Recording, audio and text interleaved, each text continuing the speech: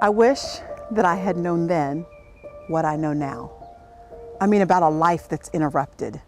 You see, my life was going to be music. I mean, literally.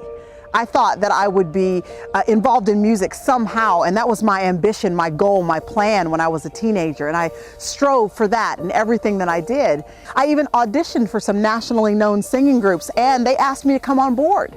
But I was given some wise counsel that maybe I should wait and just be patient and finish school first, and that's exactly what I did. But when all the obstacles cleared away, those opportunities that had been so readily available for me, they had now all passed. And I was mad. And I thought God didn't know what he was doing. And all this time I was dating a young guy, great Christian guy. Those first romantic and sweet promises of marriage were on the table. We were talking about building a life together. I was into him, totally. But that relationship ended, and I felt like I would never be able to emotionally recover from that devastation.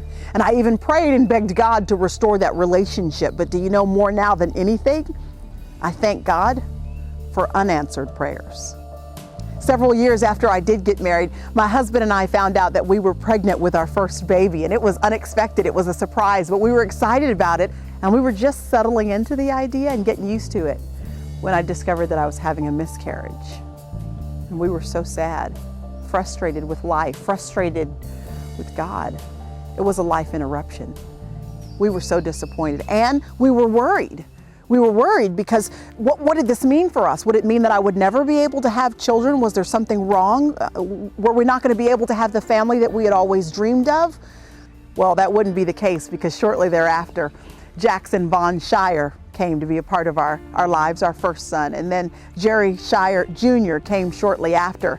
Two wonderful boys, and they were rounding the corner from their toddler years into their school-age years. We sold the crib and gave away all the baby toys, and we were ready to move on. The pacifiers were out of the house just as I was to discover there was another baby on the way.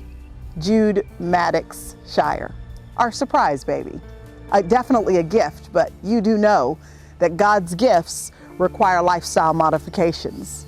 Oh, I know you know how this feels. When you've set out one path for yourself and you've been headed in that direction, and then all of a sudden God throws a doozy in there, something that just kind of knocks you off your guard for just a moment. You've got to get your footing and find your bearings again. I know exactly how that feels. And so maybe for you, here in your retirement years, you thought your nest egg would be more solid than it is in this current economy.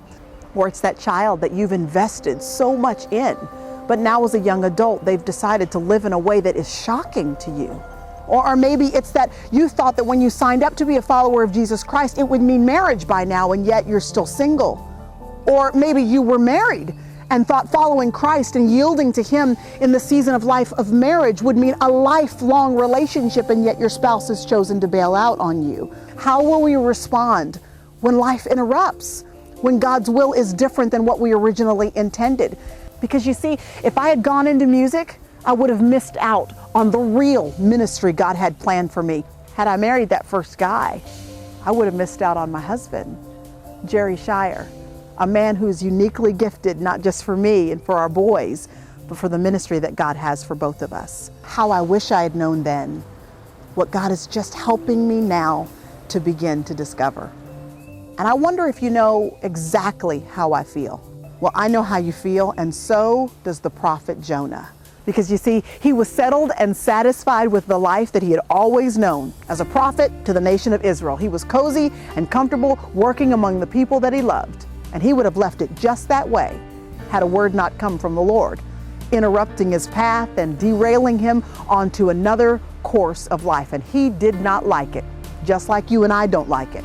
In the story of Jonah, we figure out how to yield to a life interrupted. In fact, how to see it with brand new perspective, to see that life interruptions are the springboard for the best that God has to offer us. They're not really life interruptions, they're divine interventions. So I'm inviting you to join me for a look at navigating a life interrupted. The ups, the downs, the hills, the valleys, and how if we'll just yield to him, we can expect supernatural results, even when life is tough. We can expect supernatural results that will blow our minds. Jonah saw it happen, and we'll see it happen too.